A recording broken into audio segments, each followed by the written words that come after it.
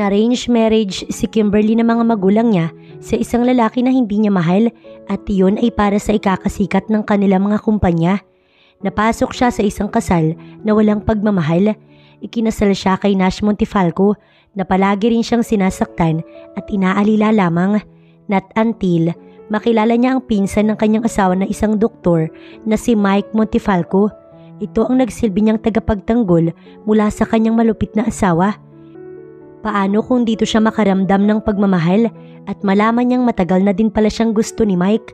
Magawa kaya nilang ipaglaban ang kanilang pagmamahalan? Ating alamin ang buong kwento. Kahit kailan, wala ka talagang kwenta.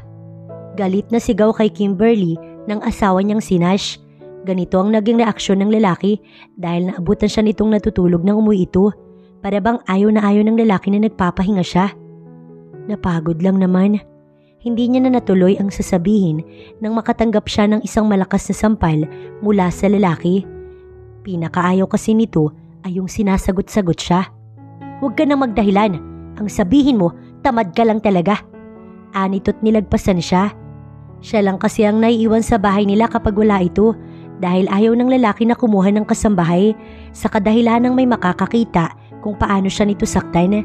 Magaling talagang mag-isip si Nash. Kahit na sinaktan siya ng asawa, pinaghanda pa rin ni Kimberly ng hapunan si Nash. Ito lang ba talagang kaya mong lutuin? Nagsisimula na namang mag-init ang ulo nito. Nang hindi siya makasagot, akala niya isasaktan na naman siya ng lalaki pero sinabi nitong sa labas na lamang ito kakain kaysa patuloy daw itong mairita sa pagmumukha niya. Sa totoo lang, hindi iyon ang pinapangarap na buhay ni Kimberly. Ang gusto niya ay isang pamilya na masaya at isang kasal na pareho nilang mahal ang isa't isa. Ngunit dahil sa mga magulang niya, napasok siya sa sitwasyong yun na hindi niya na alam kung kakayanin niya pa ba.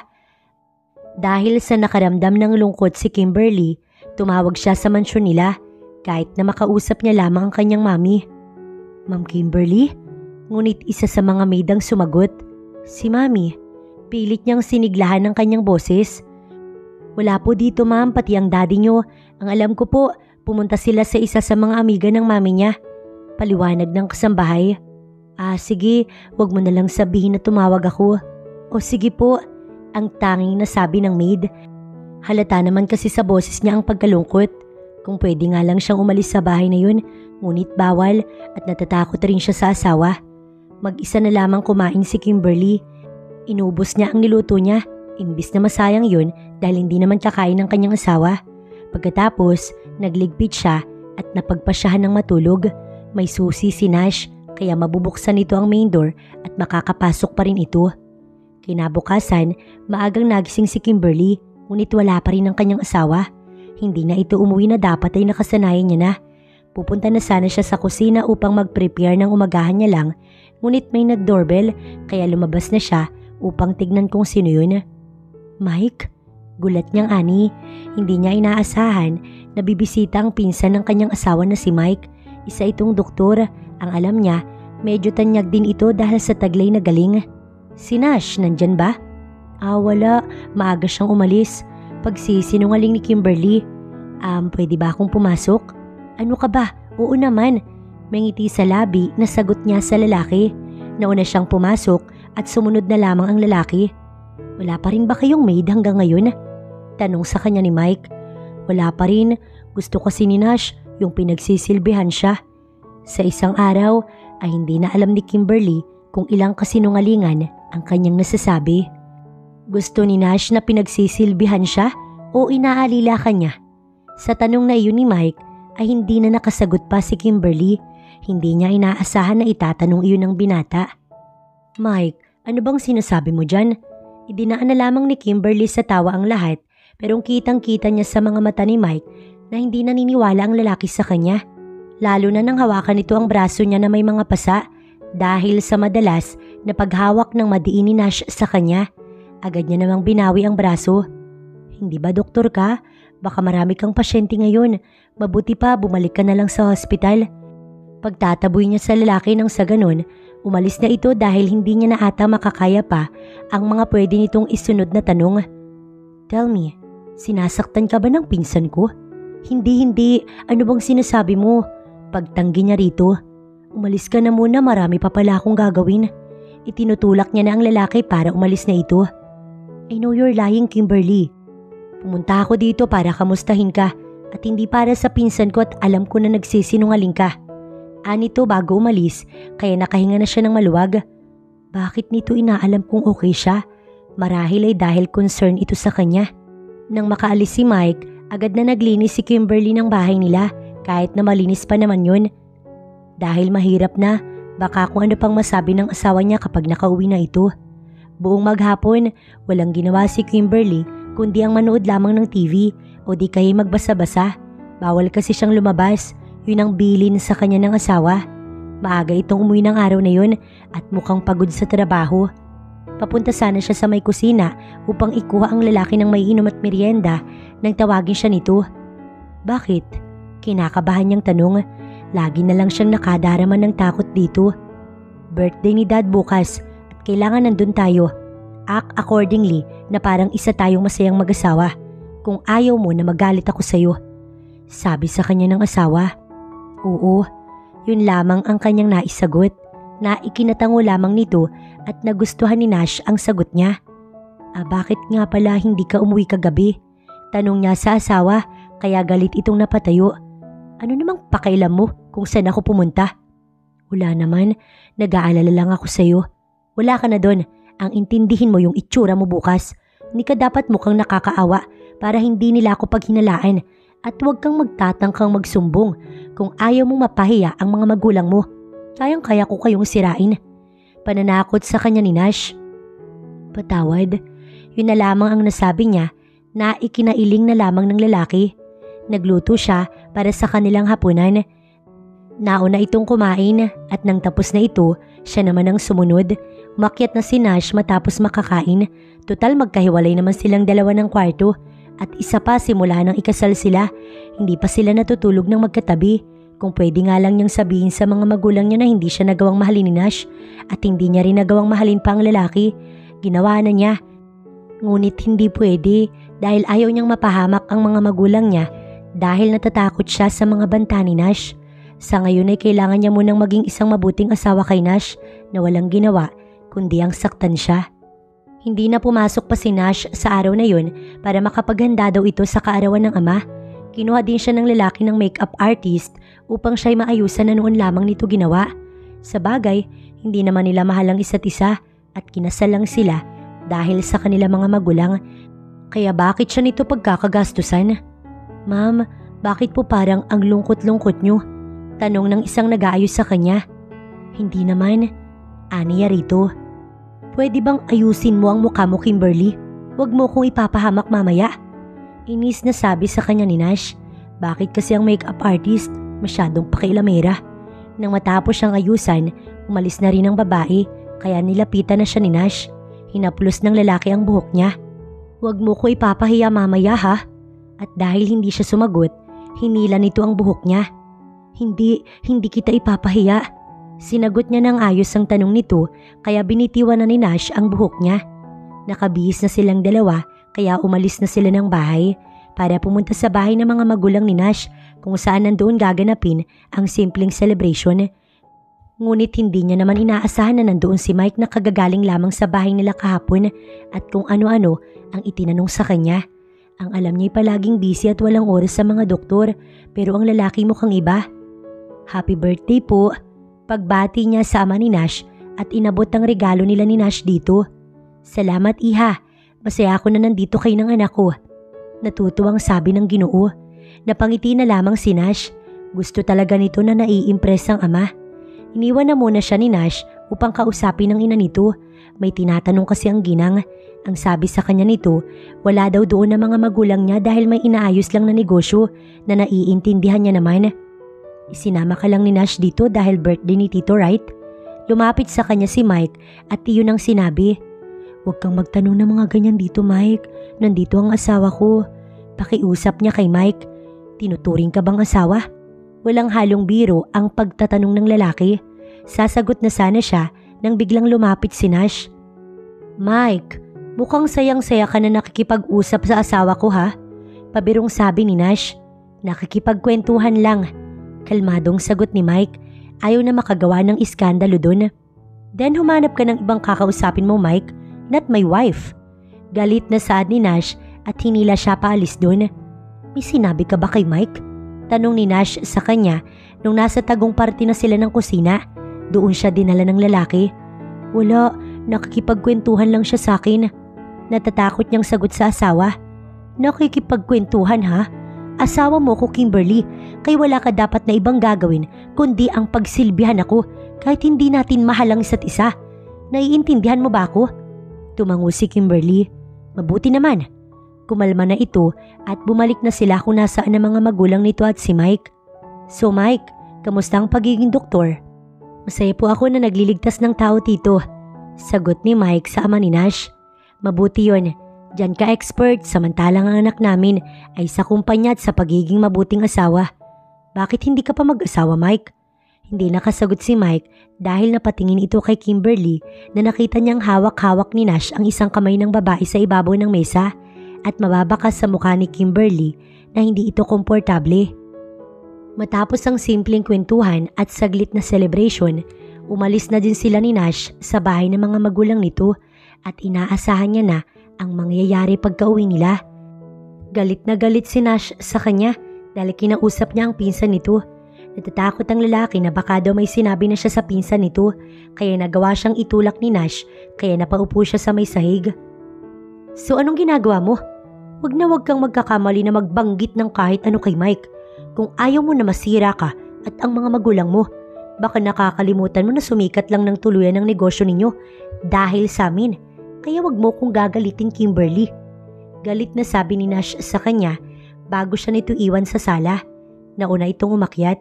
Hindi agad nakatayo si Kimberly. May tumulo kasing luha mula sa mga mata niya. Pero bago pa mauwi sa pag-iyak ang lahat, tumayo na siya. Umakyat na din siya sa ikalawang palapag ng bahay at tinungo ang kanyang kwarto. Gabi na kaya siguradong wala nang iutos sa kanya si Nash. Samantala si Mike ay napansin ng kanyang ina na parang galit na umuwi ito sa kanila. Bakit? May nangyari ba sa birthday ng tito mo? Tanong sa kanya ng ina. Wala naman po. Bakit parang galit ka? Alam ko naman na hindi kayo magkasundo ng pinsan mong si Nash. Nagtalo ba kayong dalawa? Hindi, ma'am. Muli ay sagot niya. Tsaka siya nagpaalam na siya'y magpapahinga na. Sumang-ayon lamang ang kanyang ina dahil siya ay kailangan pa sa hospital bukas. Ngunit nang makarating si Mike sa kanyang silid, napapaisip siya kung kamusta na kaya si Kimberly. Kamusta na kaya ang asawa ng kanyang pinsan? Kilala niya si Nash. At iniisip niya palang na baka sinasaktan na ang babae ng kanyang pinsan. Parang gusto niya nang sumabog sa galit. Ayaw niyang nasasaktan ng babae. Gusto niya itong iligtas. Kung paano niya iligtas ang kanyang mga pasyente. Gusto niyang maging tagapagtanggol ng babae dahil lang totoo, matagal niya nang gusto si Kimberly bago pa ito maging asawa ng pinsan niya. Kaya para sa kanya ay hindi deserve ng pinsan niya ang isang katulad ni Kimberly. Dahil sa sobrang kakaisip, nakatulog na si Mike. Sigurado siyang hindi siya tatanghaliin dahil may alarm naman siya at isa pa'y bukas na bukas din muli niyang dadalawin si Kimberly. Hindi niya titigilan ng babae hanggat hindi ito umaamin na sinasaktan ito ng kanyang walang kwentang pinsan. Kinabukasan, maagang umalis si Nash sa kanilang bahay kaya maaga ding naiwan ng mag-isa si Kimberly. Nang may mag-doorbell, kaagad siyang lumabas pero si Mike pala yun kaya medyo nagdalawang isip pa siya kung papapasukin niya ang lalaki. Baka kasi kung ano-ano na naman ang sasabihin at itatanong nito. Umalis na ba si Nash? Kakaalis lang. I know na hindi ka masaya sa pinsan ko. Bakit hindi mo sabihin sa mga magulang mo? Ayan na naman tayo, Mike. Kaya nagagalit sa akin ang asawa ko. Kasalanan ko rin. Hindi, Kimberly. Galit siya lagi sa'yo dahil inaalala ka lamang niya at hindi niyo talaga mahal ang isa't isa. Ginawa mo lang to para sa mga magulang mo at sinasaktan ka niya. Ngayon mo sabihin sa akin na hindi ka niya sinasaktan. Gayong kitang-kita ko kagabi kung gaano ka hindi ka komportable nung hawakan niya ang kamay mo.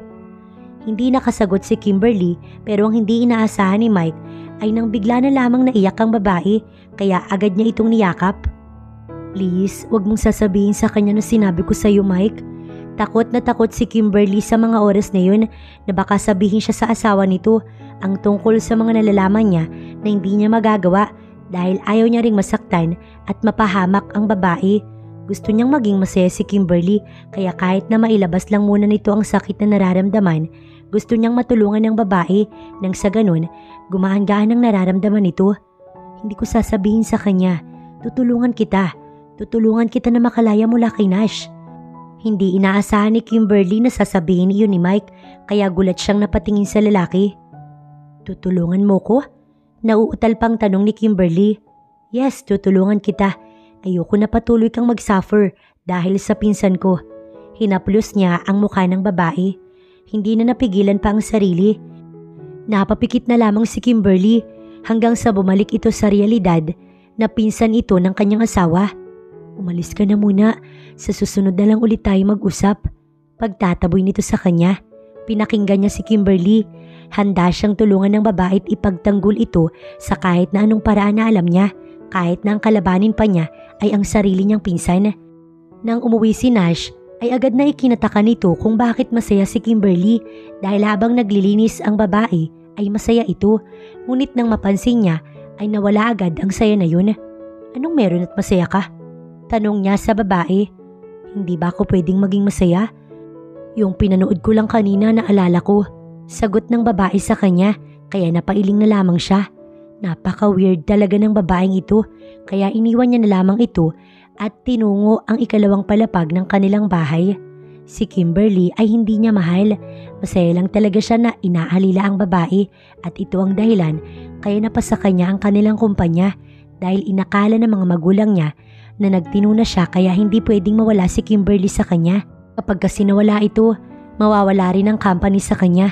Kaya hanggat kaya niya, tinatakot niya ito. Natatakot naman ng babae sa kanya at hindi lang takot, kundi takot na takot. Nang bumaba siya, nakahanda na ang kanyang hapunan at todo pagsisilbi si Kimberly sa kanya na kinangiti niya na lamang. Masaya siya na parang may alila siya sa bahay. Matapos niyang maghapunan ay iniwanan niya na ang babae at nagpahinga na. Habang si Kimberly, labis-labis ang pag-iisip kung tama ba na sinabi niya kay Mike na sinasaktan siya ni Nash. Natatakot lamang siya na baka pati si Mike madamay na wag naman sanang mangyari. Kinabukasan, maaga ulit na umalis si Nash. Hindi talaga ito kumakain ng agahan at mukhang sa kumpanya nag-aagahan kaya kapag umaga, pakiramdam niya talaga'y malaya siya.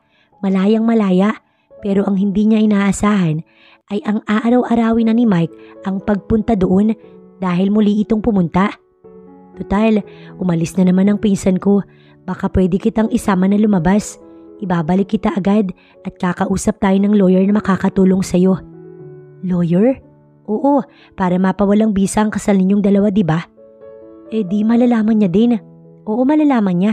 Pero sa oras na yun, handa na ang lahat at magpipirmahan na lang kayo. Hindi ba't gusto mong maging malaya sa kanya? Oo, kaya magbihis ka na. Hintayin na lamang kita dito. Kaya dali-daling kumilos si Kimberly. Mike is a good friend of mine, kaya matutulungan kita. Sabi ng kausap nilang lawyer, lalaki ito at mukhang mapagkakatiwalaan. So, sinasabi mo na sinasaktan ka niya? Tumango si Kimberly. Well, sapat na yung dahilan para makipaghiwalay ka. Pero ayusin muna natin ang lahat.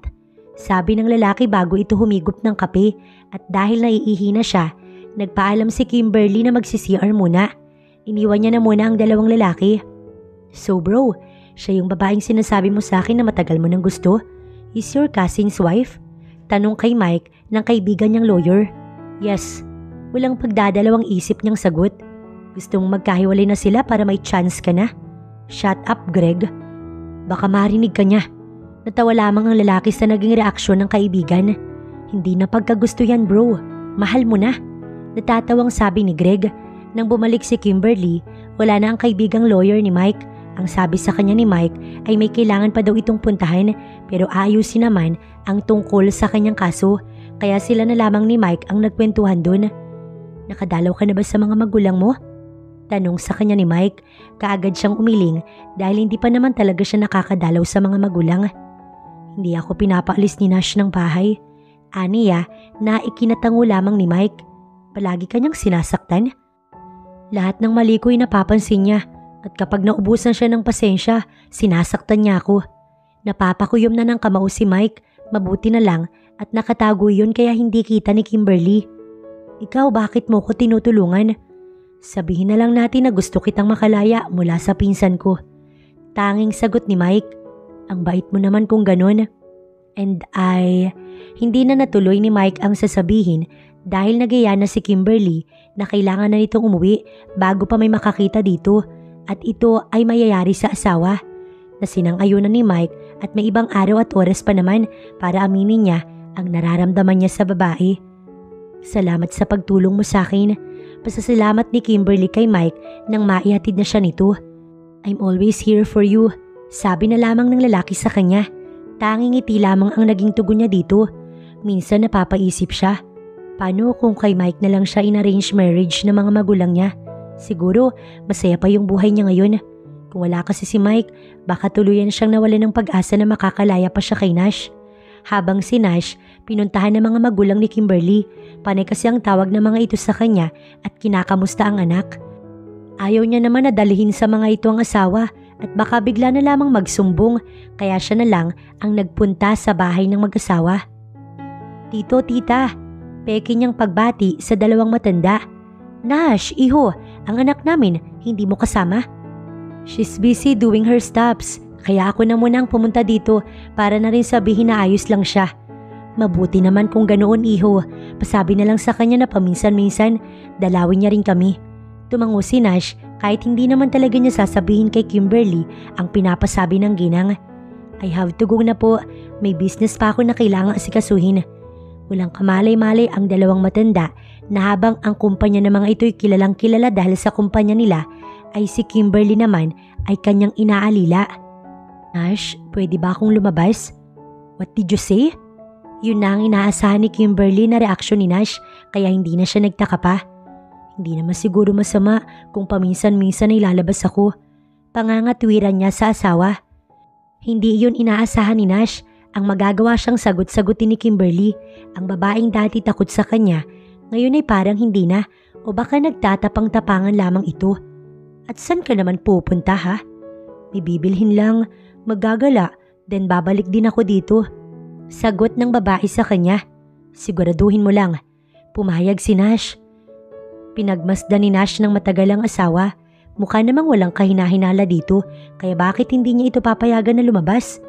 Tutal, matagal niya din itong pinagbawalan at kahit papaano, naging maayos niya itong tagasunod. Ilang araw ako mawawala dahil sa out of town meeting ko. Huwag kang gagawa ng ikagagalit ko. Sabi niya sa babae, tanging tango lamang ang naging tugon nito. Medyo takot pa rin naman sa kanya kaya nakakasigurado siya na wala itong gagawin na ikagagalit niya.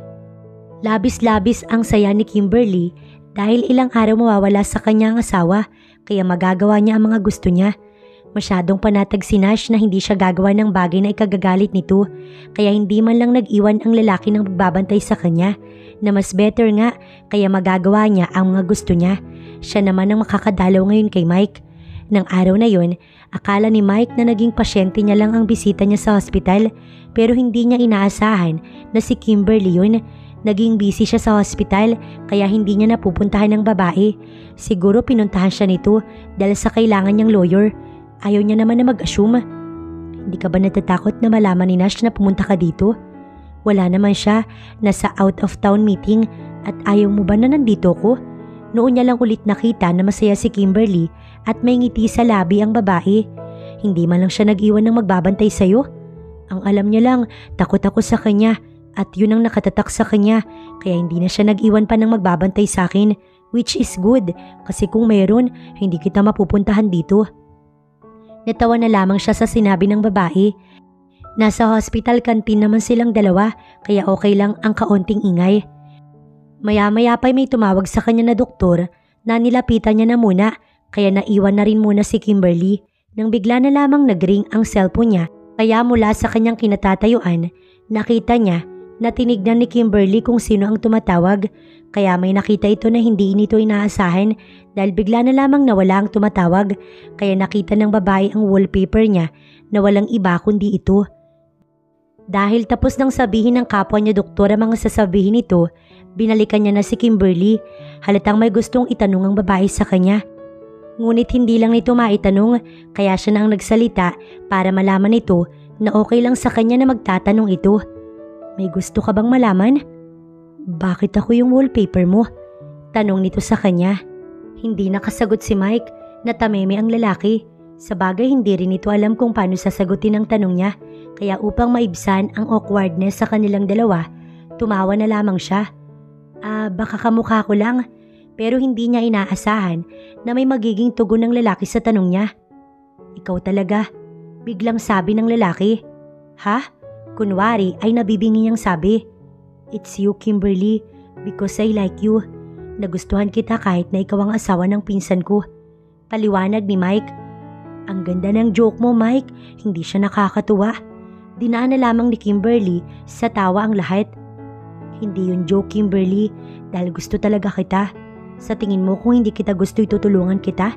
Pagkatapos, hinawakan ni Mike ang braso niya, ngunit kagad niyang binawi ang kanyang braso, hindi dahil sa hindi siya komportable, kundi dahil mali yun sapagkat asawa siya ng pinsan nito. Kahit sino man ang makakita, sasabihin na mali yun. Mike, kailangan ko na palang umalis. Sabi niya sa lalaki, hindi niya na inintay pa na magsalita ito dahil umalis na siya. Baka kasi sa mga sasabihin nito, mapilitan siya na wag umalis. Napahilamos na lamang sa mukha niya si Mike. Bakit kasi iniwan niya ang cellphone niya sa mesa? Tuloy, nakita ni Kimberly ang mukha nito sa cellphone niya na hindi naman dapat. Dapat talaga, sinunod niya ang payo ng kaibigan niya na baguhin niya na lamang ang wallpaper. Ngayon, mukhang lalayuan na siya ni Kimberly dahil na rin sa hindi niya inaasahang pag-amin dito. Napamura na lamang tuloy ng mahina si Mike. Nasa hospital kasi siya at alam niya sa sarili niya na hindi siya pwedeng magmura ng malakas doon. Habang si Kimberly nakauwi na sa bahay nila ni Nash, ngunit ang sinabi sa kanya ni Mike ay hindi pa rin mawala sa kanyang isipan na gusto siya nito. Kailan pa? Kailan pa siya nagustuhan ni Mike? Napaupo na lamang sa sofa si Kimberly at napahawak sa kanyang sentido. Hindi pwedeng malaman ni Nash ang tungkol doon dahil kapag nagkataon, pati si Mike masasaktan ng asawa niya. Mabuti pa'y layuan na lamang niya si Mike at makipag-usap na lamang dito kapag kasama na nila ang kaibigan nitong abogado.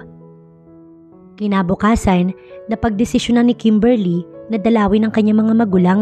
Matagal niya nang hindi nadadalaw ang mga ito, kaya siguro hindi naman masama kung dadalawin niya sila at higit sa lahat, wala naman ang asawa niya. Kaagad nagayos ng sarili si Kimberly.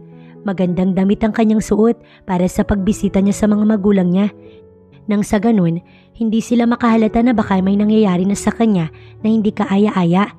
Bago siya tuluyang umalis ng bahay, syempre nilak niya yun. Mahirap na baka manakawan sila.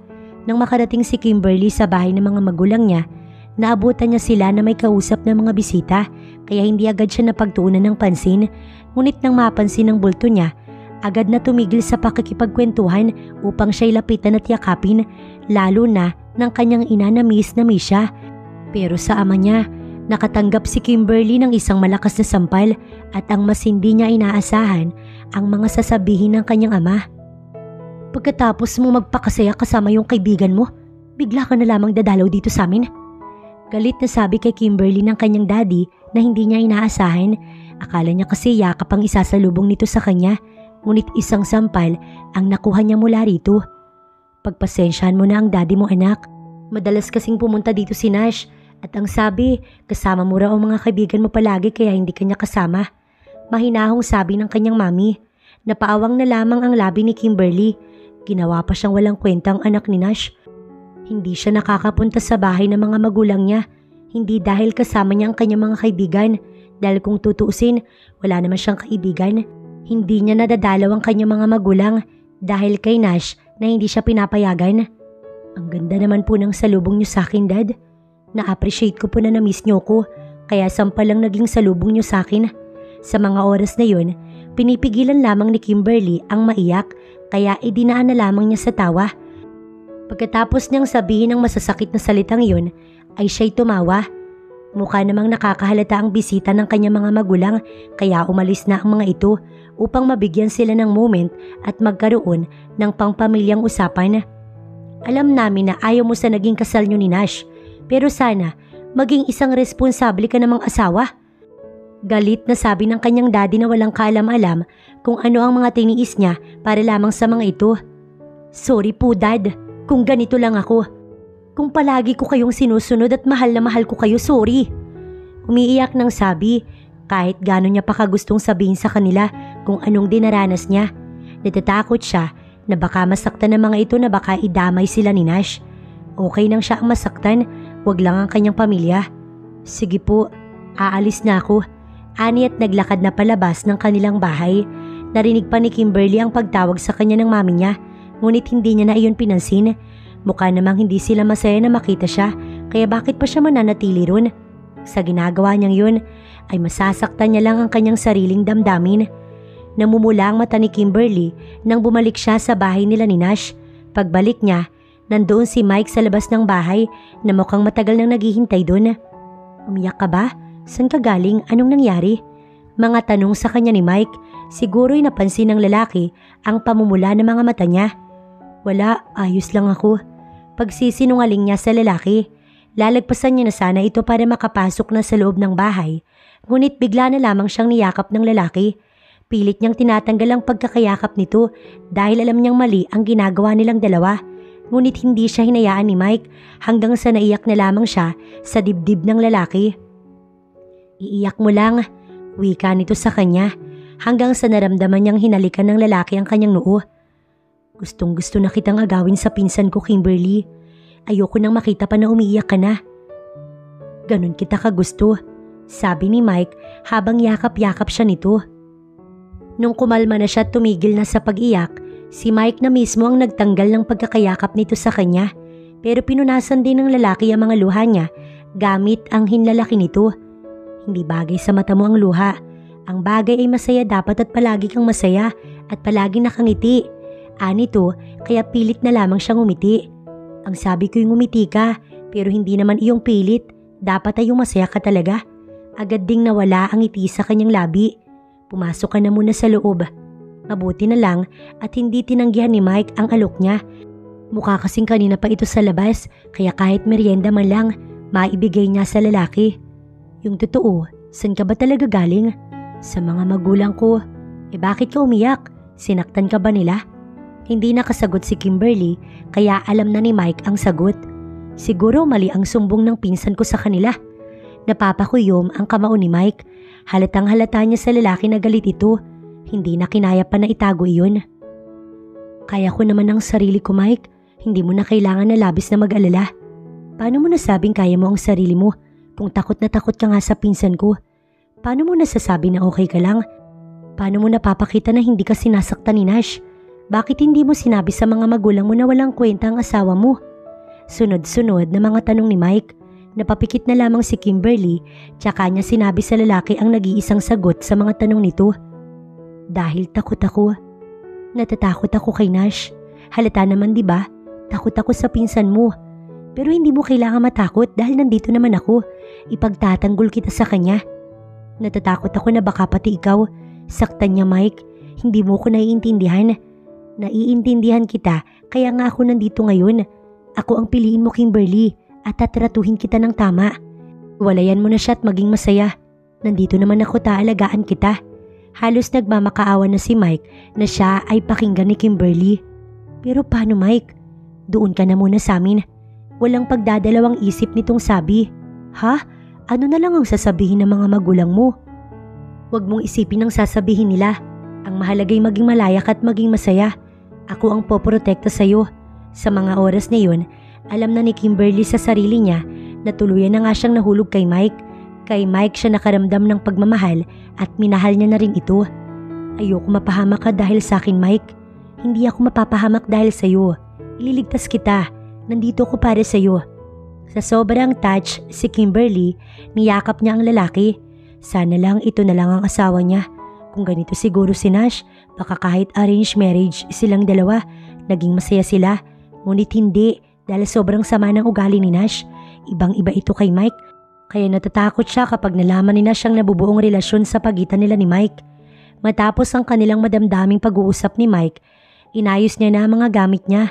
Ngayon ay desidido na siyang labanan ng kanyang asawa.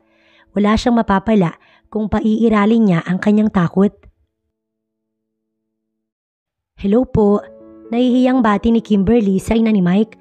Nandun na siya sa bahay ng mga ito. Kitang-kita niya ang kakaibang tingin ng ginang sa kanya na parang kinikilala siya nito. Ikaw ang asawa ni Nash, hindi ba? Tanong ng ginang sa kanya, kaya nahihiyang yumuko si Kimberly. Doon pa lang, alam na ang sagot niya. Pinahatid muna siya ni Mike sa magiging kwarto niya doon, pero sa tingin niya, ginawa yun ng binata dahil sa mag-uusap ang mag-ina. Anong pumasok sa isip mo't dinala mo yung babaeng yan dito? Galit na tanong kay Mike ng kanyang mami. Ma'am, pwede bang hinaan mo yung boses mo? Baka marinig ka niya. Pagsaway nito sa ginang. Maganda nga yun na marinig niya. Baka nakakalimutan mo, Mike. Asawa siya ng pinsan mo at dinala mo siya rito. Ano na lang ang iisipin ng ibang tao? Ma'am, sinasaktan siya ni Nash. Kung sinasaktan siya ni Nash, problema na nilang mag-asawa yun. Kaya dapat ay hindi ka na makialam. Di na nga kayo magkaayos ng pinsan mo. Naiiling na sabi ng ginang. I'm sorry, ma'am, pero gusto ko siyang protektahan. Tinawag pa si Mike ng ina niya habang papaakit siya ng hagdanan, ngunit hindi niya na ito pinansin at binaliwala na lamang ang pagtawag ng kanyang ina. Wala na siyang pakailam sa sasabihin ng iba. Ang mahalaga sa kanya, maging masaya at maging malaya si Kimberly. Mukhang nag-aaway kayo ng mami mo dahil sa akin. No, hindi naman kami nag-aaway. Meron lang hindi pagkakaintindihan. Pagsisinungaling pa ni Mike kahit sobra namang halata. Halata naman na ayaw niyang nandito ko. Sa ngayon ay hindi niya pa naiintindihan. But soon, may intindihan niya rin. Pilit na lamang nang umiti si Kimberly hanggang sa nagpaalam si Mike na pupunta muna sa kwarto nito at sinabi kung saan iyon. Katukin niya na lang daw kapag mayroon siyang kailangan. Naupo na lang si Kimberly sa kama. Alam niyang mali ang ginagawa niya. Dahil sa lahat ba naman ang pwede niyang hingian ng tulong, yung pinsan pa ng asawa niya, kaya may masasabi talaga ang ibang tao. Nung hapunan ay sabay na silang bumaba ni Mike. Ang ina nito'y nasa hapag na at halatang hinihintay sila. So hanggang kailan ka mananatili rito? Tanong agad kay Kimberly ng ina ni Mike. Ma'am, naging pagsaway ni Mike sa ina nito. Bakit? Nagtatanong lang ako. Painosenteng sabi ng ginang pero hindi nakasagot si Kimberly. Alam mo naman siguro na hindi ayos ang anak ko at ang pinsan niya kaya sa ginagawa mo lalo mag-aaway ang dalawa. Inis na saad ng ginang. Alam ko po. Alam naman talaga niya kaya nga ganoon na lamang ang inis ni Nash nung makita siya na kinakausap ang pinsan nito. Alam mo naman pala bakit hindi ka pa umalis? Ma'am, stop it. Ako ang may gusto na nandito siya. Galit ng saad ni Mike. Bakit hindi na lang niya ayusin ang sa kanilang mag-asawa kaysa nandito siya? Baka siya nagagawang saktan ni Mike ay dahil hindi na natuloy ng ginang ang sasabihin dahil padabog ng binitiwan ni Mike ang kutsara. Alam niyo na may ugali si Nash, ma'am, at kinasal lang silang dalawa dahil sa negosyo. Huwag niyo naman agad na husgahan ng tao kung hindi niyo pa kilala. Kung makapagsalita kayo, para napakabuting tao ng pamangkin ninyo. Natahimik ang ina ni Mike. Bahala ka, Mike. Pero ang babaeng yan ang ikasisira mo. Sabi naman ng ginang bago ito umalis ng hapag. Hindi makatulog si Kimberly. Pakiramdam niya, nag-aaway ang mag-ina ng dahil sa kanya. Dahil nandoon siya. Binabagabag siya ng konsensya. Gusto niya nang umalis doon pero natatakot siya na bumalik sa asawa. Maya-maya may kumatok sa kanyang silid. Nang buksan niya yun ay si Mike lang pala na may dalang gatas. Gatas, anito sa kanya. Tinanggap niya naman ang baso na may lamang gatas para inumin yun nang sa ganun makatulog na siya. Bakit hindi ka makatulog? Tanong nito sa kanya. Parang ayaw ko din dito. Nag-aaway kayo ng mami mo dahil sa akin. Nag-aaway kami dahil mas pinapabura niya si Nash. Si Nash na mali naman. Palibhas ay nag-iisa niyang pamangkin. Naiiling na sabi ni Mike. Hindi niya ba alam na na gusto mo ko? May kung anong pumasok sa isip ni Kimberly kaya naitanong niya ang tungkol sa bagay na yun. Hindi. Sa tingin mo, ano na lamang ang magiging reaksyon niya kapag nalaman niya? Naayoko si Kimberly. Marami naman kasing ibang babae na pwede mong magustuhan. Bakit ako pa? Hindi ko rin alam. Napapaiwas ang tingin na sabi ni Mike. Hindi ka ba natatakot kay Nash? Bakit naman ako matatakot sa kanya? May sasabihin pa sana si Kimberly pero nagpaalam na si Mike na lalabas na ito ng kwarto dahil bukas sa may trabaho pa ito na pinayagan naman niya. Kinabukasan, maagang nagising si Kimberly ngunit hindi sapat ang aga na yun dahil maaga din na umalis si Mike Kaya ang ina lamang ng lalaki ang naabutan niya na isang pangit na aura agad ang ibinungad sa kanya. Sabihin mo nga sa akin, may namamagitan ba sa inyo ng anak ko? Mataray na tanong sa kanya ng ginang at dahil wala si Mike doon, ay alam ni Kimberly na kailangan niyang ipagtanggol ang sarili. Wala po, yun naman talaga ang totoo. May pagkakaunawaan silang dalawa ni Mike, ngunit walang namamagitan sa kanilang dalawa. May gusto ka ba sa anak ko? Hindi agad nakasagot si Kimberly, kaya napabuntong hininga na lamang ang ginang. Sinasaktan ka ba talaga ng pamangkin ko? Biglang bumait ang ginang. Hindi po ako marunong magsinungaling, ma'am, kaya lahat po ng sinabi ko o ikinuwento ng anak niyo'y totoo. Mahinahong sabi ni Kimberly. Hihiwalayan mo na ang aking pamangkin? Tutulungan po ako ni Mike at ng kaibigan niya. Sa tingin ni Kimberly, mabait naman talaga ang ginang. Mukhang pinoprotektahan lang talaga ang anak nito. Papayag ako na dumito ka muna, pero huwag kayong gagawa ng mga bagay na hindi pa pupwede. Sa nakikita ko, ikaw ang nagpapasaya sa anak ko, kaya ayoko naman na hadlangan yun.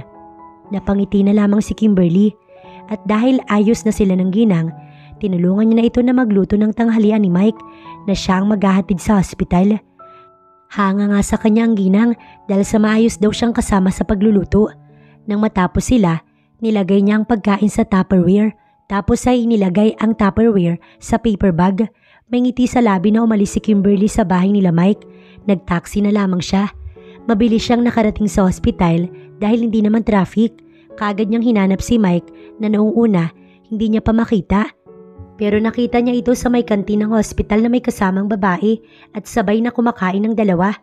Alam niyang wala siyang karapatan pero bigla na lamang nakaramdam ng selo si Kimberly hanggang sa napagpasyahan niyang umalis na lang doon at huwag nang ibigay kay Mike ang kanyang dala. Bumalik si Kimberly sa mansyon ng malungkot. Napansin iyon ng ina ni Mike ngunit hindi na ito nagtanong pa sa dalaga. Halata naman kasing hindi ayos lang ang dalaga kaya bakit niya patatanungin kung ayos lang ito. Dala rin kasi ni Kimberly ang pagkaing niluto nila para sa anak niya. Mike, nakausap mo ba? Nagtaka si Mike sa tanong ng isa sa mga kapwa niya doktor na kanyang nakasalubong. Hindi niya kasi alam kung sino ba ang tinutukoy nito.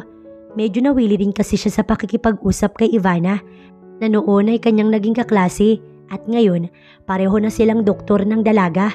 Sino? Taka niyang sabi. Yung babae na may dala daw na lunch para sa'yo. Kimberly ata yun. Hinahanap ka kanina. Nakasalubong ko rin kasi. Tapos dala pa rin paalis yung ibibigay dapat sa'yo. Napamura si Mike ng mahina. Baka nakita siya ni Kimberly na kausap si Ivana. Hindi niya naman kasi inaasahan na pupunta doon ng dalaga. Kung alam niya lang, sana hindi na siya nakipag-usap kay Ivana ng ganoon katagal. Mabuti na lang at hindi ganoon kadami ang pasyente sa hospital. Kaya okay na umuwi na muna siya at marami pa namang available na doktor. Inayos niya na muna ang sarili bago tuluyang umalis ng hospital. Baka kung ano nang isipin ni Kimberly. Nang makauwi si Mike, tinanong niya ang ina kung nasaan si Kimberly. Ang sabi naman ito, nasa kwarto daw ang dalaga, kaya agad naman niya itong pinuntahan. Nakita niya itong nag-aayos ng gamit. Halos kadarating nga lang sa kanila kahapon, tapos aalis na agad. Hindi pa nga ito nagtatagal. Saan ka pupunta? Tanong niya sa dalaga. Siguro'y sa iba na muna ako. Tanging sagot sa kanya ni Kimberly. Ha? Saan ka pupunta? Saang iba? Pero hindi nakasagot ang dalaga, kaya hinawakan niya na ang braso nito upang makausap niya ito ng maayos. Ano ba, Mike? Angal nito sa kanya. Ano ba? Bigla ka na lang aalis dito na hindi mo sinasabi sa akin ng dahilan? Hindi sinasadyang napagtaasan niya ng boses ang babae na agad niya ring pinagsisihan dahil maluha-luha ito. I'm sorry, I didn't mean to. Umamin ka nga, Mike. Gusto mo ba talaga ako o naawa ka lang sa akin? Naiiyak na tanong ng babae sa kanya. Mukhang nakita mo yung kanina. Dati ko lang nakaklase yung kausap ko kanina. Ikaw ang gusto ko. Pagpapaliwanag niya sa dalaga upang ito'y maliwanagan na at hindi na kung ano-anong isipin na mas lalo makakasakit dito. Mas bagay kayong dalawa at pareho kayong doktor at sa kanya wala ka magiging problema. Hindi nagustuhan ni Mike ang sinabi ni Kimberly para kasing sinasabi nito na si Ivana lang ang gustuhin niya.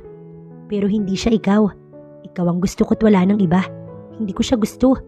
Paliwanag niya sa babae. Hanggat kaya niya, pipigilan niya ito. Matagal din siyang nagtiis At ngayon lang siya nagkakaroon ng chance na iparamdam sa babae ang pagmamahal niya. Kapag hiwalay na kami ni Nash, lalayo na din ako. Hindi niya nagustuhan ng sinabi ng babae. What? Ayaw niya ng ganun. Gusto niya na kapag hiwalay na ito sa pinsan niya, sila na, dahil sa nakikita niya ay may nararamdaman na rin ng babae para sa kanya. What? What did you say? Kapag hiwalay na kayo ni Nash, lalayo ka na lang bigla? I won't let that happen dahil gusto ko kapag hiwalay na kayo ay tayo na. Tsaka siniil si Kimberly ng halik ni Mike, isang maalab na halik na kanyang tinugon. Bago pa sila tuluyang mawala sa kanilang mga sarili, pinutol na ni Mike ang kanilang halikan. Nagkatinginan sila sa mga mata at siya'y napaiwas ng tingin. Ngunit hinawakan ni Mike ang baba niya upang magtama ang tingin nila. Hindi ka alis, okay? Dito ka lang. You hear me? Ang lakas ng epekto ng lalaki sa kanya kaya napatango na lamang si Kimberly. Niyakap naman siya ni Mike.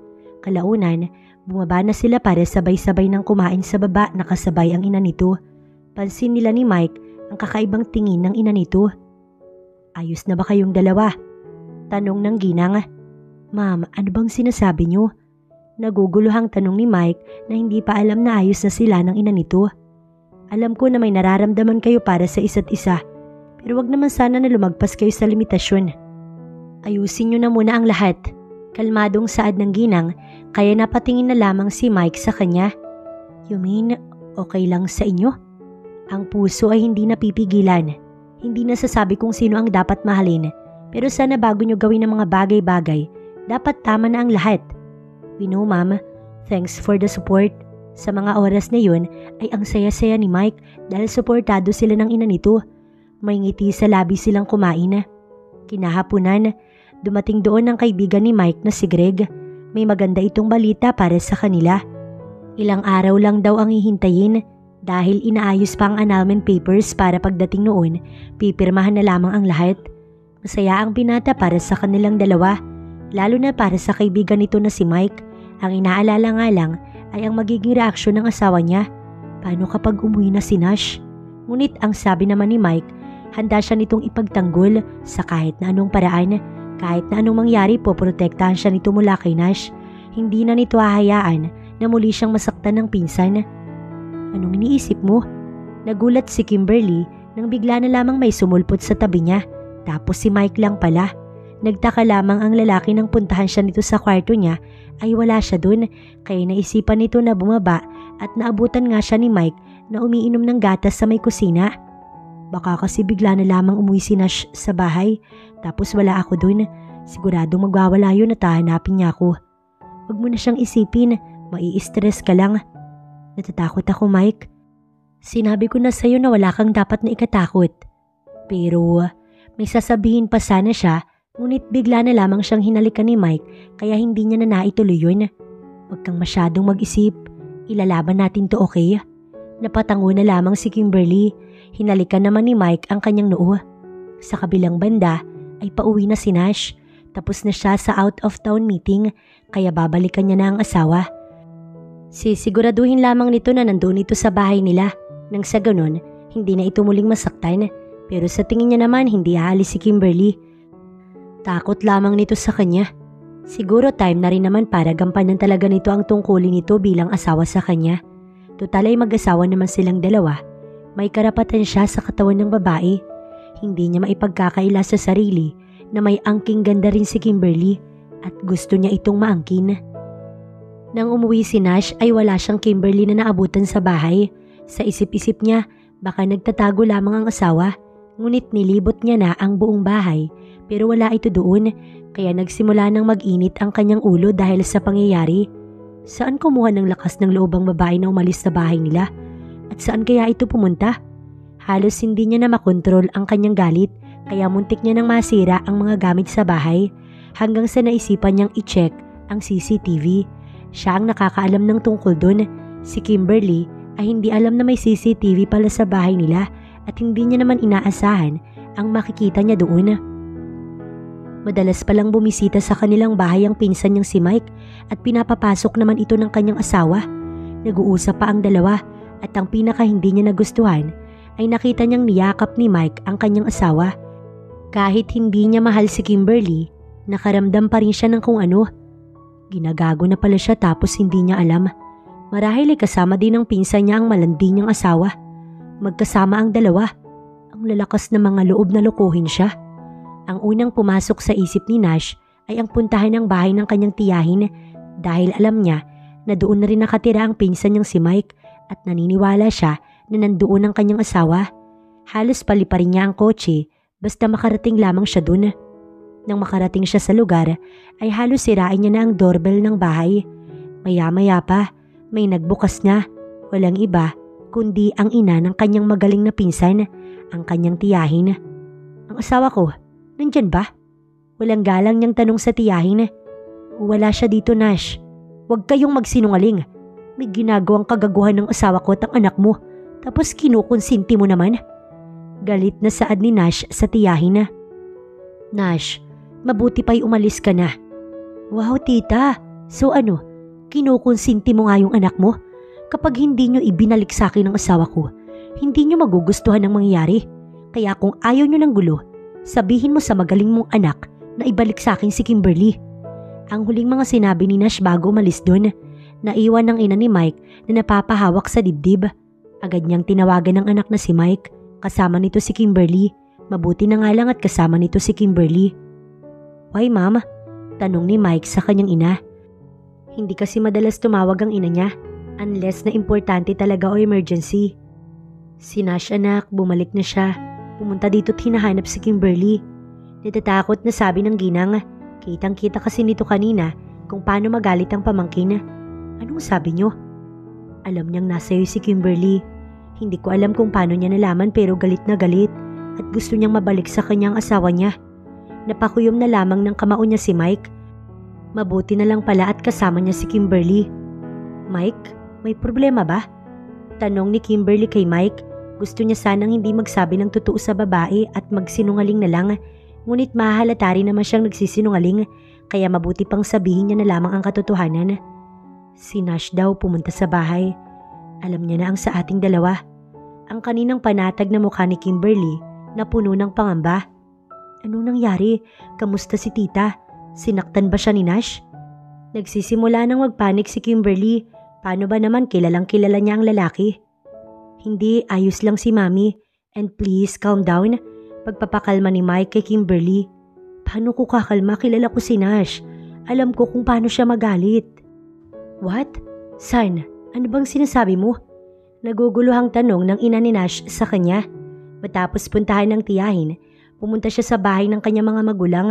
Gagawin niya ang lahat upang ang asawa niya at si Mike ang lumabas na masama't hindi siya. Lalabas din na siya ay niloko.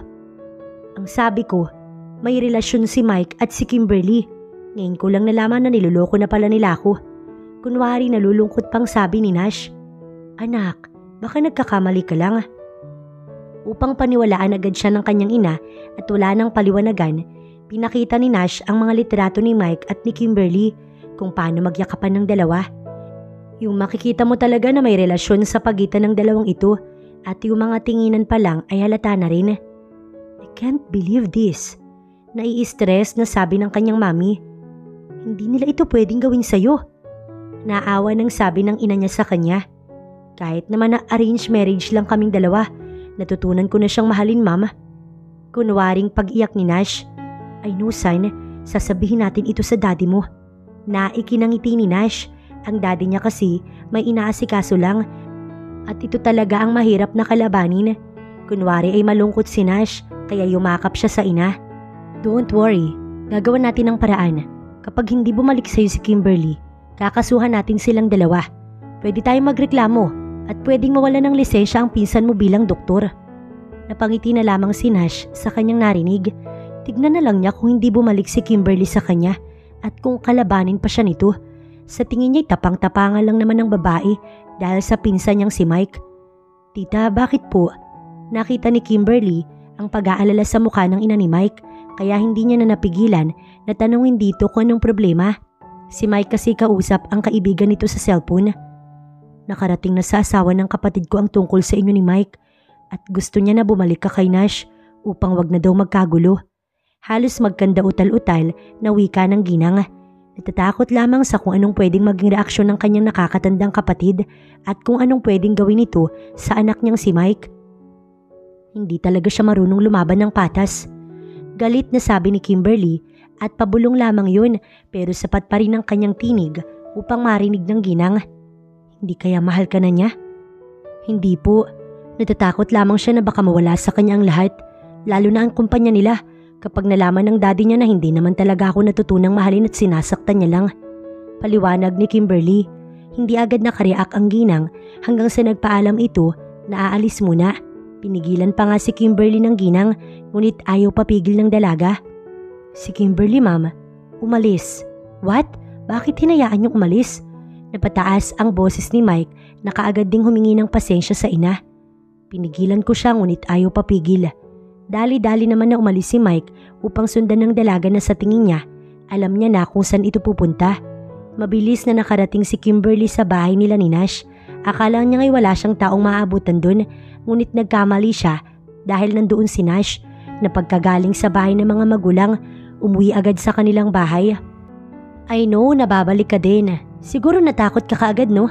Mapang-asar na tanong ni Nash kay Kimberly na pinipilit lang na maging matapang sa oras na yun. Nagsimulang maglakad si Nash papalapit kay Kimberly, ngunit kaagad ding natigil dahil sa may nilabas na maliit na kutsilyo si Kimberly mula sa kanyang maliit na bag na dala. Sige, lumapit ka. Saktan mo ulit ako. Huwag kang magtapang-tapangan, Kimberly. Alam mo sa sarili mo na hindi mo ko kaya, kaya niluloko mo lang ang sarili mo. At yung kutsilyo na hawak mo, kayang-kaya ko yung isaksak sa'yo kung gugustuhin ko. Sabi ni Nash na tumawa pa. Kaya mas lalong hinigpitan ni Kimberly ang pagkakahawak sa kutsilyo. Tama na, Nash. Palayain mo na ako. Pakawalan mo na ako. Tutal, nasa'yo naman na lahat ng gusto mo. Para ano? Para ano, ha?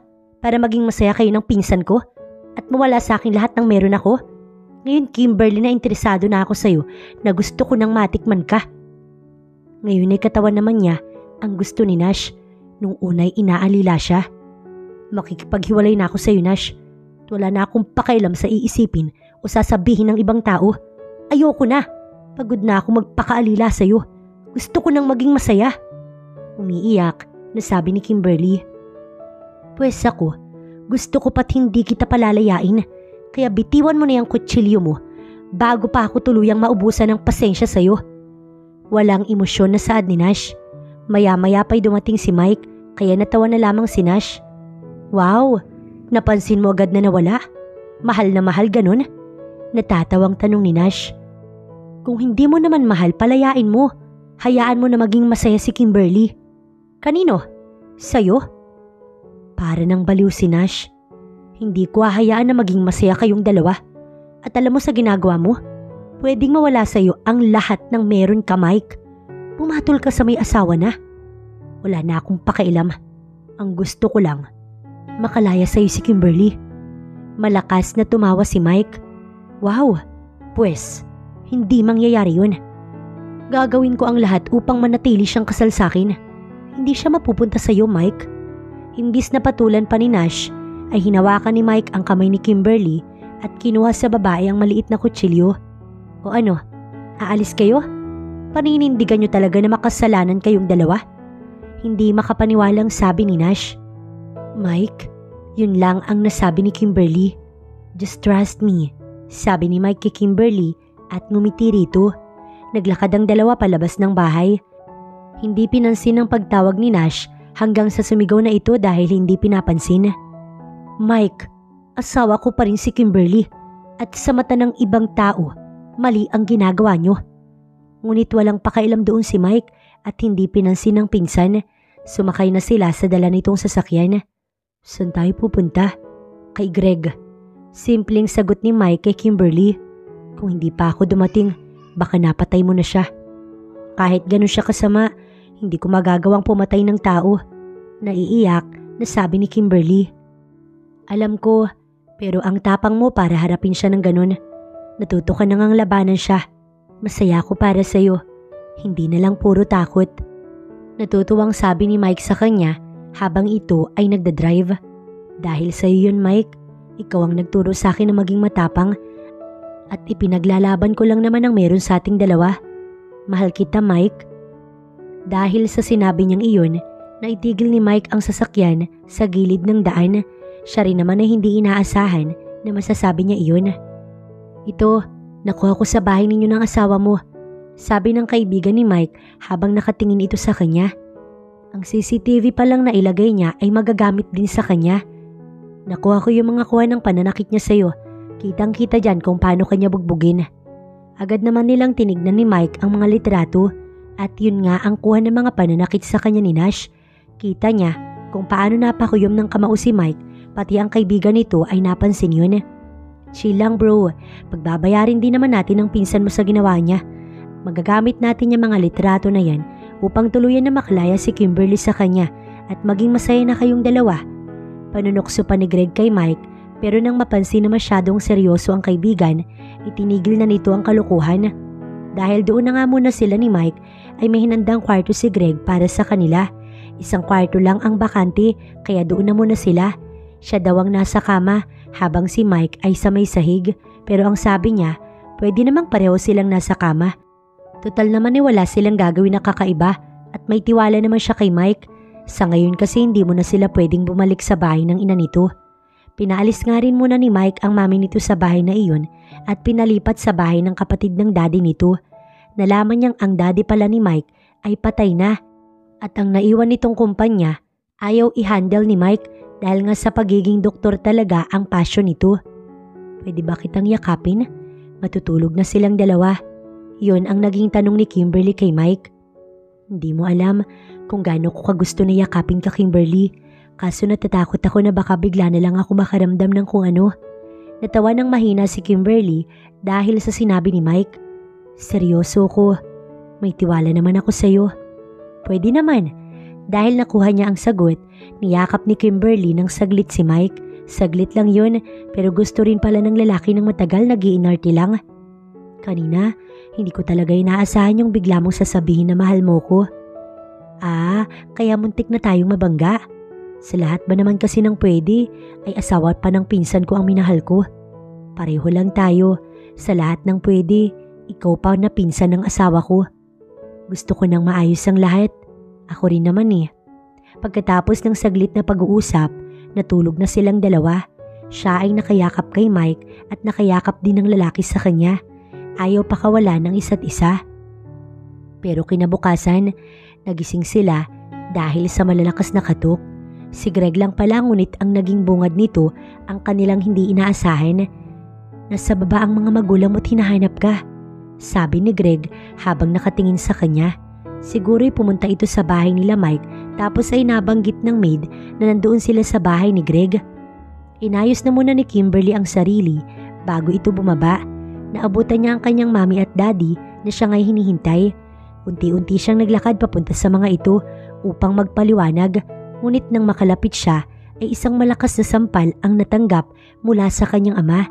Hindi yun inaasahan ni Greg kaya nakapag-react ito. Ganun ba yun? Basta-basta nyo na lamang sasaktan ng anak nyo. Huwag kang mangialam. Galit na sabi ng kanyang daddy. Maya-maya pa'y bumaba na si Mike na natagalan lang sa pag-ayos. Agad siya nitong nilapitan at nag-aalala ito dahil nakahawak siya sa kanyang pisngi. Kaya nahinuha agad nito ang nangyari. Sir, hindi naman po tama na saktan ninyo na lang basta-basta ang anak ninyo. Walang pagdadalawang isip na sabi ni Mike sa kanyang ama. Ikaw na lalaki ka. Ang kapal ng mukha mo na kausapin kami. Gayong ikaw ang dahilan kaya nagkasala ang anak namin sa asawa niya. Naturingan ka pa namang doktor. Galit na sigaw kay Mike ng daddy ni Kimberly kaya hindi na nakapagpigil pa si Kimberly. Dad, pwede ba? Kung wala rin naman kayong magandang sasabihin, umalis na lang kayo. Bakit? Nagsumbong si Nash sa inyo? Sigurado ba kayo na tama ang sinumbong niya? Pinaniwalaan niyo agad? Kaysa pakinggan na muna ako? Ito ba ang natutunan mo sa lalaking to? Galit na tanong kay Kimberly ng kanyang daddy. Hindi dad. Dahil ang itinuro sa akin ni Mike ay kung paano maging matapang at ipagtanggol ang sarili ko. Mula sa inyo. Mula sa mga taong paulit-ulit akong sinasaktan. Sa mga oras na yun ay alam ni Kimberly na naging mabuting anak naman siya Kaya hindi siguro masama kung maglalabas na siya ng sama ng loob sa mga magulang. Ano bang mga sinasabi mo, Kimberly? Hindi ka na naawa sa asawa mo na mahal ka? Malakas na napatawa si Kimberly dahil sa sinabi ng kanyang daddy. Ang mami niya ay walang masabi. Tahimik lamang, palagi naman dahil daddy niya ang nasusunod. Ito po ba ang mahal? Kinuha ni Kimberly kay Greg ang mga hawak-hawak nitong litrato at binigay iyon sa kanyang ama. Pati ang mami niya ay binigyan niya rin. Yan po ba ang pagmamahal na sinasabi niyo? Ang mahal na mahal ako na sinasabi niyo? Pinipigilan lang ni Kimberly na maiyak sa mga oras na yun. Hindi makapaniwalang tumingin kay Kimberly ang daddy niya. Hindi ito makapagsalita, bigla na lamang natamimi. Tiniis ko lahat yan dahil ayoko masira kayo na masaktan kayo. Dahil ayokong bumagsak ang negosyo natin at magalit kayo sa akin. Kasi mahal na mahal ko kayo. Tiniis ko lahat yan dahil natatakot ako na baka pag nagsumbong ako, saktan niya rin kayo. Na ayoko kasi mga magulang ko kayo. At ayoko kayong masaktan.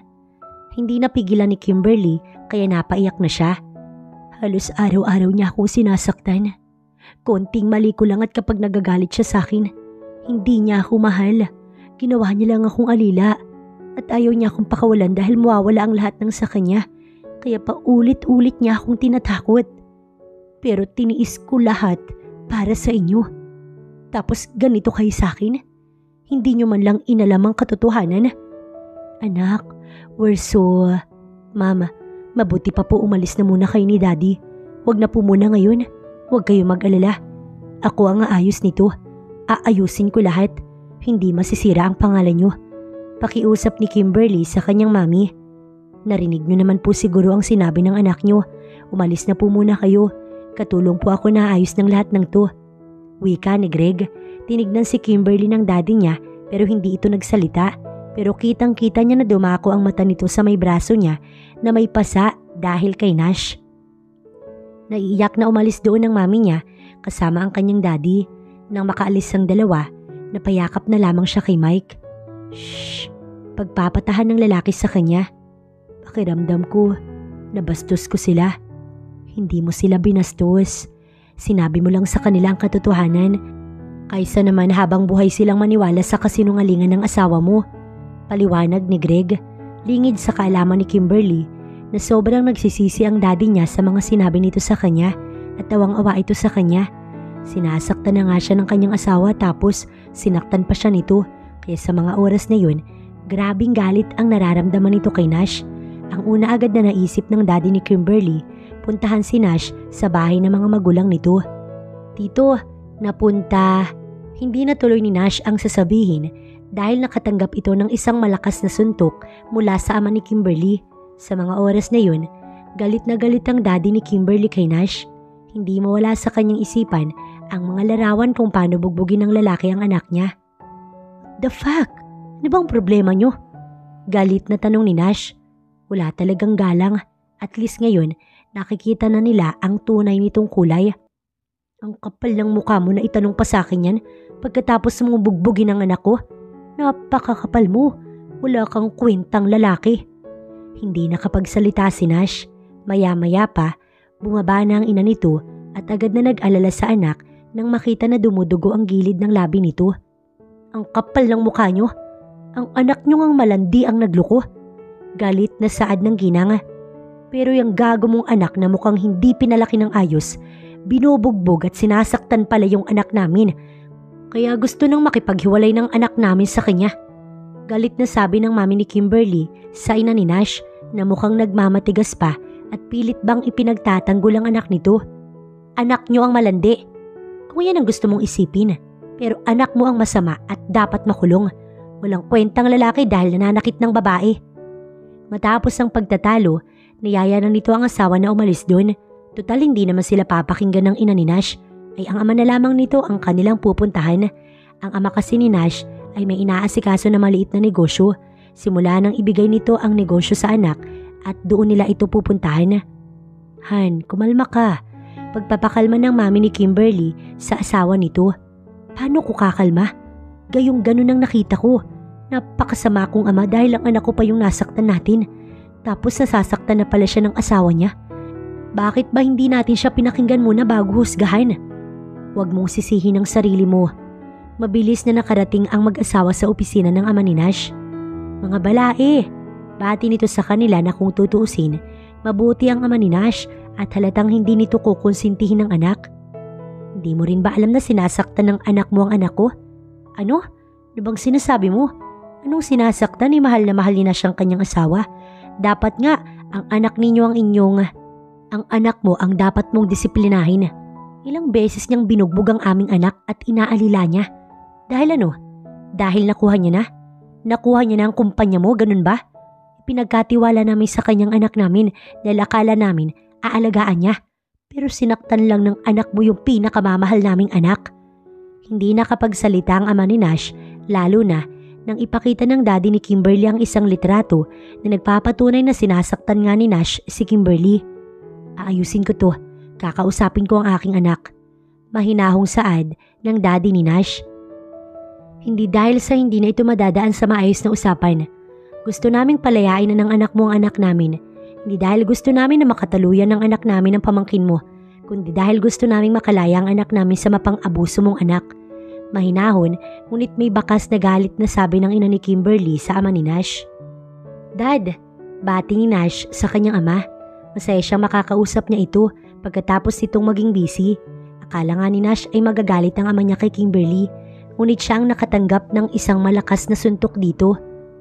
Ano bang ginagawa mo? Bakit mo sinasaktan ng anak natin? Galit na tanong ng kanyang ina at niyakap pa siya, ngunit ang ama niya, galit na galit talaga. Sinaktan mo siya? Sabi mo sa akin mahal mo. Sinaktan mo? Hindi makapaniwalang sabi ng kanyang ama. Hindi siya makasagot.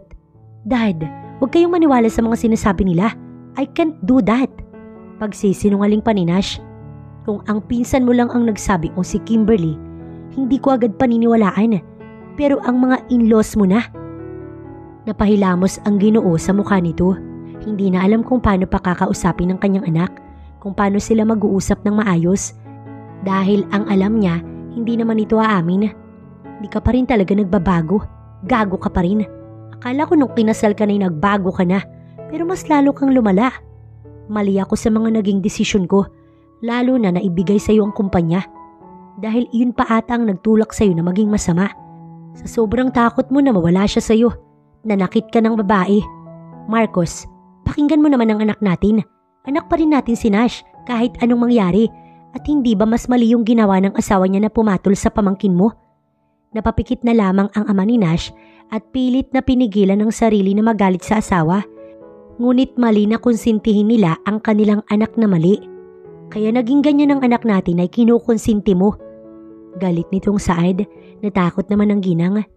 Dad, huwag mo namang sigawan si Ma'am. Bakit ikaw? Mas malala pa nga ang ginawa mo kay Kimberly. Kaya simula ngayon, binabawi ko na ang lahat-lahat sa'yo, lalo na ang kumpanya. Walang pagdadalawang isip na sabi ng ama ni Nash. Dad, hindi. Ginawa ko lahat para sa kumpanya natin kaya bakit mo babawiin? This is not fair. Ngunit hindi na inimig pa si Nash ng kanyang ama at iniwan sila ng kanyang ina sa may sala. Kakausapin ko ang daddy mo. Paninigurado kay Nash ng kanyang ina, ngunit dahil sa labis niyang galit sa ama, umalis siya sa bahay nila. Alam niyang mali siya pero siya pa rin ang anak kaya dapat siya ang kampihan. Buwisit kasi na Mike na yun. Habang si Kimberly at Mike unti-unti nang napapanatag, lalo pat alam nila na alam na ng mga magulang ni Nash ang totoo, pati na rin ang mga magulang niya alam na. Handa ka ba kapag nagharap na kay ni Nash para sa annulment? Kahit na hindi ako handa, magiging handa ako dahil ang tanging gusto ko na lamang ay makalaya sa kanya. May lakas ng loob na sabi ni Kimberly kay Greg, kaya napangiti na lamang ang kaibigan ni Mike. Para rin maging malaya na kayo ng kaibigan ko. Alam mo naman, mahal na mahal ka niyan. Namula tuloy si Kimberly. Greg, stop. Ay, ewan ko sa inyo. Iba talaga ang love. Basta ako okay na ako sa inyong dalawa. Napapailing na lamang si Mike. Ang dami talagang kalukuhan sa buhay ng kaibigan nito. Tumingin siya kay Kimberly at niyakap na lamang ang babaeng mahal, tsaka ito hinalikan sa noo. Kinakabahan si Kimberly. Yun kasi ang araw na maghaharap sila. Gusto niya na talagang makalaya mula kay Nash, kaya kahit mahirap, pinilit niyang tatagan ng loob niya. Nandito lang ako, sabi ni Mike sa kanya na hawak-hawak ang kanyang mga kamay. Mabilis naman silang nakarating sa gusali kung saan pag-uusapan ng lahat. Alam niya na may dadalhin ding abogado si Nash, samantalang sila, si Greg ang dala. Pumunta ka pa talaga dito na kasama ang lalaki mo na pinsan ng anak ko? Sabi ng ina ni Nash na natatawa pa. Oo nga't maghihiwalay kayo, pero sisiguraduhin namin na ikaw ang magiging masama. Dagdag pa ng ginang habang si Nash puno ng galit na nakatingin sa kanya, kaya hindi niya na lamang pinansin ng lalaki imbis na magpa-apekto dito. Nang nasa harapan na sila ng judge, umakto talaga si Nash na wala itong ginagawang masama at painosente pa, kaya si Mike napapakuyom na lamang ng kamao. Hindi ko siya sinasaktan, mahal ko ang asawa ko. Puno ng pagsisinungaling na sabi ni Nash. Kung gano'n ay ano ito? Malinaw na malinaw sa mga larawan ng pananakit mo kay Kimberly. Pinakita ni Greg ang mga larawan sa judge. Edited lang po yan. Hindi yan magagawa ng aking anak. Desperada na kasi ang babaeng yan para makasama na ang kabit niya. Pairap pang sabi ng ina ni Nash sa kanya. Konti na lang, masasaktan niya na ang ginang. Mabuti na lang at kahit papaano, mayroon pa siyang respeto. Judge, maniniwala kayo sa mag-inang yan? Hindi porkit mayaman na mayaman sila na ang tama. Hindi naman siguro kayo bulag, kaya dapat ay mapawalang bisa na ang kasal ni Nash at Kimberly nang sa ganun makalaya na ang kliyente ko sa mapang-abuso niyang asawa. Seryosong sabi ni Greg. Huwag kayong maniwala sa mga yan. Gusto lang nilang malinis ang kanilang pangalan at hindi lumabas ang bawal na relasyon. Dahil sa hindi na kaya pa, napatayo na si Kimberly. Alam nyo ma'am, hindi ko alam kung bakit nagagawa nyo pa rin konsintihin ang anak nyo kahit siya ang mali at gusto niya na siya ang magmukhang walang sala. Para sa kaalaman nyo kahit kailan, hindi naging mabuting asawa sa akin si Nash at kaya ayaw niya lang akong pakawalan dahil ayaw niyang mawala ang lahat sa kanya. Galit nang sabi ni Kimberly. Tignan niyo ang babaeng to, masyadong defensive sa sarili. Natatawang sabi ng ginang. Tita mo walang galang na po, pero ang anak niyo talaga ang mali. Pagsabat ni Mike, isa ka pa, dahil magkakagusto ka lamang ay sa asawa pa ng pinsan mo. Hindi ka man lang ba nahiya? Doktor ka pa naman. Galit na saad ng ginang kay Mike na may sasabihin pa sana ulit nang dumating ang asawa nito kaya tumahimik ang lahat. Hindi na kailangan pang magkaroon ng ganito. Pipirmahan agad ni Nash ang annulment papers kapag lumabas na iyon iha at sisiguraduhin ko na mapapawalang bisa ang lahat. Pasensya ka na iha. Kung alam ko lang ay sana'y matagal ko na itong ginawa. Hindi makapaniwala si Kimberly sa mga sinabi ng ama ni Nash. Paano ba naman kung gaano kasama ang ugali ng asawa nito ay siyang bait naman ito? Dad, hindi ko hahayaan na maging masaya sila ni Mike habang ako'y nagdurus at masama sa paningin ng mga tao. Pag-angal ni Nash, tumahimik ka Nash kung ayaw mong tuluyan kitang itakwil bilang anak ko. Masaya na si Kimberly. Napirmahan na kasi ni Nash ang annulment at sinigurado na nga sa kanya ng ama nito na mapapabilis ang lahat. Wala nang pangamba pa sa puso niya na baka mamaya muli siyang saktan ng asawa dahil mapapawalang bisa na ang kasal nila at nalaman niya na rin na ipinadala si Nash ng ama nito sa ibang bansa dahil bukod sa para magtanda ang lalaki, para na rin hindi na masira ang pangalan ng mga ito at naiintindihan naman niya. Sa ngayon ay doon siya nakatigil sa isang kondo na binili niya.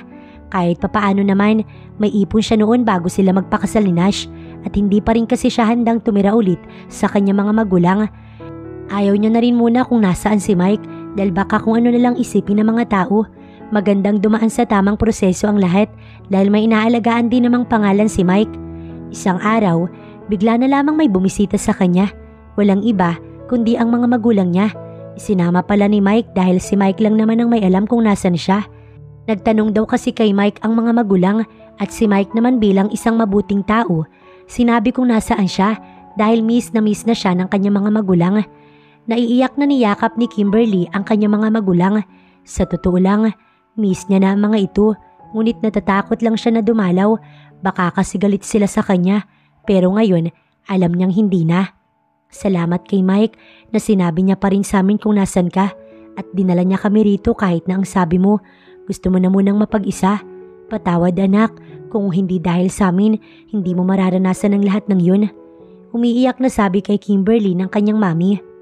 Okay na po yun mami, ayos na. At tapos na kami ni Nash. Mapapabilis naman po ang lahat. Huwag niyo na pong sisisihin ang sarili niyo. Pinahid ni Kimberly ang mga luha ng kanyang ina at natatawang ito'y niyakap. Miss niya na ang bonding moment nila na ganun.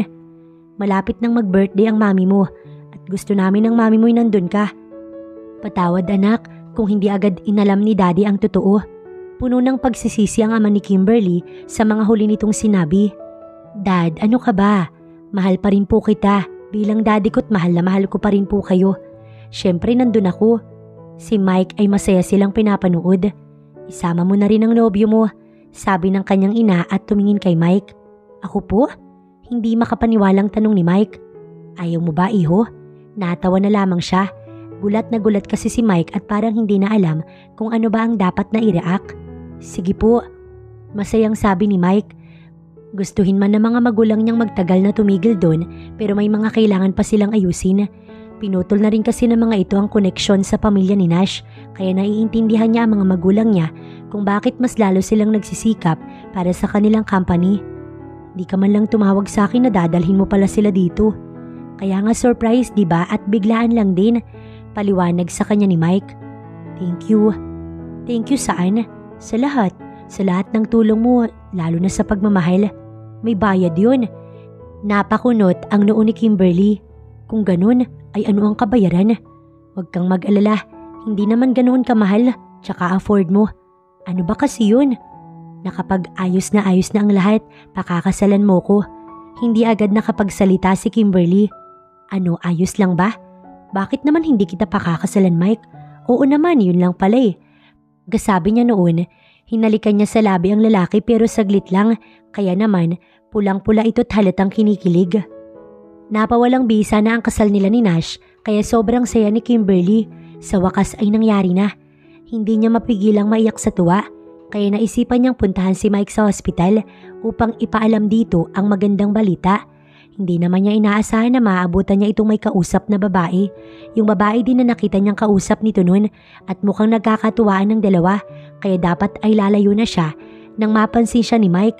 Kaya tinigil nito ang pakikipag-usap sa babae na pinagmasdan siya mula ulo hanggang paa na para bang hinuhusgahan ang buo niyang pagkatao. Siya ang asawa ng pinsan mo, diba? Tanong pa ng babae. For your information, hiwalay na po kaming dalawa ng pinsan ni Mike, doktora. Mabuti na nga lang at may natitira pa siyang konting bait para sa doktorang pakailamera dahil kung wala na, baka kung ano-ano lang ang ginawa niya dito dahil sa inis na kanyang nararamdaman. Kaya si Mike naman ang nilalandi mo. Nakataas ang kilay na tanong ng babae. Wala ka na dun. Aniya, tsaka niya niyaya paalis dun si Mike upang makapag-usap silang dalawa. Tinawag pa si Mike nang nakakairita nitong kapwa doktor ngunit hindi na pinansin pa ni Mike ang babae dahil kulang lamang ito sa pansin at mukhang alam na siya ang nagugustuhan ni Mike. Hindi na kami mag-asawa ni Nash. Tuwang-tuwang sabi niya kay Mike pero nakangiti lang ito na parang iwan. Ano bang mukha yan? Kunwari, iritado niyang sabi sa lalaki. Mas lalo ka palang gumaganda kapag nagsiselos. So ano, pagseselosin mo na lang ako palagi ganun? Pwede na? Pwede na kitang pakasalan. Pero umiling si Kimberly na kinataka ni Mike. Layuan mo muna ang babaeng yun. Mukhang may gusto sa'yo, baka agawin ka pa sa akin. Natawa si Mike sa kanyang sinabi, kaya napikon si Kimberly. Anong tinatawa-tawa mo dyan? Seryoso ko sa sinasabi ko. Di mo na kailangan sabihin sa akin dahil lalayuan ko naman talaga dahil nararamdaman ko na gusto mo na nga ako. Nagsaya ang puso ni Kimberly dahil sa kanyang narinig. Madali naman palang kausap ang lalaki. Akala niya magkakaroon pa sila ng mahabang paliwanagan. Tara na, saan tayo pupunta? Kunot noong tanong ni Mike. May dinner sa bahay. Gusto ni mom and dad na nandun ka. Ayaw mo ba? Sige, tara na. Masaya talaga si Mike na ayos na siya sa mga magulang ni Kimberly at suportado sila ng mga ito, ganun din ang mami niya. Habang nagdadrive, hindi maiwasang pagmasdan ni Mike si Kimberly. Sobra talaga siyang nagagandahan sa dalaga. Alam ko na maganda ako, pero pwede ba ituon mo yung atensyon mo sa daan? Baka mabangga tayo. Sinunod naman ni Mike ang utos nito sa kanya. Pagdating talaga kay Kimberly, tiklop siya kaya nga hindi niya maiwasang magtaka na kung bakit hindi man lang nahulog ang pinsan niya sa babae. Nabuti na nga lang hindi dahil kung nahulog, wala sila ni Kimberly ngayon. Mabutit na kasama ka iho. Natutuwang saad ng mami ni Kimberly nang siya ay makita. Miss ko na po kasi ang luto nyo. Aniya, kaya natawa na lamang ang ginang at nasabihan pa siyang bulero. Papunta na nga sana siya sa may dining area upang sundan si Kimberly at ang ina nito nang bigla siyang harangin ng ama ni Kimberly. Kamusta naman kayo ng anak ko? Ayos lang po kami sir at wala pa pong nangyayari sa amin sir dahil malaki po yung respeto ko sa anak nyo. Sagot at paliwanag agad ni Mike. Hindi yun ang ibig kong sabihin. Like may plano na ba kayong dalawa? Ikaw, anong plano mo? Pakakasalan mo na ba agad? Opo sir, ayoko na po makawala pa. Pinapangako ko naman po sa inyo na alagaan ko siya at pakakamahalin. Sa pangalawang beses ay muling ikakasal si Kimberly. But this time ay sa lalaking mahal at gusto na niya. Hindi niya maiwasang kabahan na baka mamaya may gumambala pa sa kasiyahan. Pero sabi nga nila, think positive, kaya ikinalma niya ang sarili. At ang tanging makikita na lang sa mukha niya ay ang ngiti sa kanyang labi na kahit sino naman mahuhulog lalo na si Mike. Kasama niya naglalakad palapit ng altar ang kanyang mga magulang. Naiiyak pa ang mami niya kasi this time inihatid na siya papunta sa lalaking mahal niya. Hindi katulad noon na sa lalaking pinilit lamang siyang pakasalan. Alagaan mo ang anak namin. Wika ng mami niya kay Mike. Ikaw nang bahala sa anak namin iho. Ang sabi naman ng kanyang daddy, tumango lamang si Mike at nangako na siya ay papakamahalin at aalagaan. Sa seremonyas ng kasal, pansin niya na patingin-tingin sa kanya si Mike. Tila ba gandang-ganda sa kanya ang lalaki na naiintindihan niya naman dahil maganda talaga siya. Ang tanging naiintindihan nga lang ata ni Mike ay ang You May Kiss the Bride na hindi naman siguro halata na excited itong halikan siya. Paano ba naman kasi hinalikan agad siya ng lalaki kahit hindi pa tapos magsalita ang pari. Natawa na lamang ang mga bisita doon na yung iba ay doktor at ang iba naman sa mundo ng negosyo. Ang alam niya, tinanggap na rin ni Mike ang kumpanya na iniwan ng ama nito at ito na ang magmamanage. Pansamantala muna nitong iniwan ang pagiging doktor.